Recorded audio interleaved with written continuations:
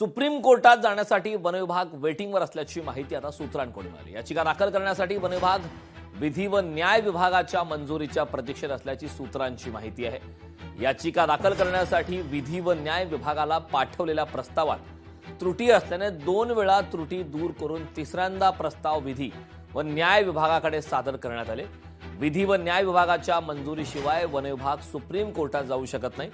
तर ठाणे महापालिकेकडून डी दयाबाई कंपनीला 2800 कोटी देण्याआधी मंजुरी मिळणार का, याकडे मात्र सर्वांचं लक्ष लागलंय। कारण विधी व न्याय विभागाचा मंजुरीच्या प्रतीक्षेत आहे। सुप्रीम कोर्टात जाण्यासाठी वनविभाग अद्याप वेटिंगवर आहे।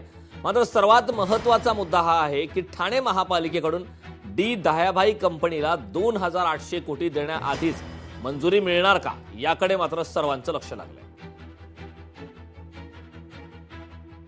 या संदर्भात ताजे अपडेट देण्यासाठी आपले प्रतिनिधी चेतन ननावरे आपल्यासोबत जोडलेत। चेतन, महत्त्वाच्या घडामोडी आहेत। खरं तर ठाण्यातील 2800 कोटीच्या टीडीआर घोटाळा प्रकरणी लोकशाही मराठीने वारंवार आवाज उठवलाय। आता मात्र परिस्थिती फार वेगळी आहे। महत्त्वाचा मुद्दा आहे की वन विभाग सुप्रीम कोर्टात मंजुरीसाठी आता प्रलंबित आहे। तर ठाणे महापालिकेकडून डी दयाबाई कंपनीला 2800 कोटी देण्याआधीच यांना मंजुरी मिळणार का, याबाबतची काय अधिकची अपडेट आहे?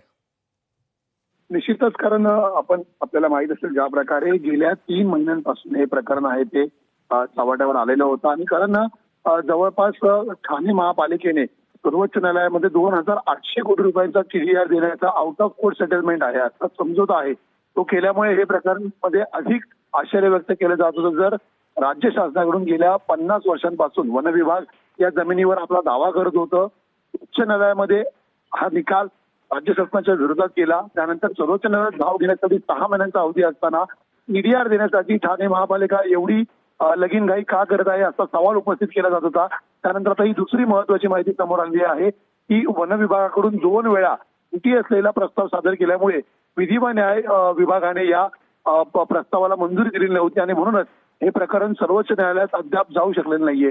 त्यामुळे तिसऱ्यांदा आता त्रुटी दूर करून एक प्रस्ताव आहे तो वन विभागाने विधी व न्याय विभागाकडे सुपूर्द केलेला आहे। विधी व न्याय विभागाकडून या प्रस्तावाची छाननी केली जाईल आणि या प्रस्तावात कुठली त्रुटी नसेल तर सर्वोच्च न्यायालयामध्ये कुठेतरी याचिका दाखल करण्यास विधी व न्याय विभागाकडून वन विभागाला परवानगी दिली जाईल।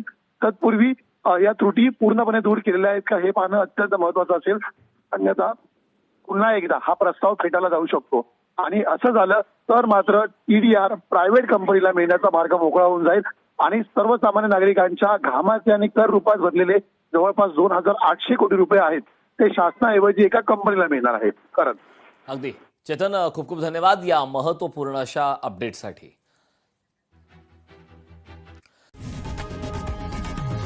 लोकशाही मराठी ऐका, पहा, जागरूक रहा।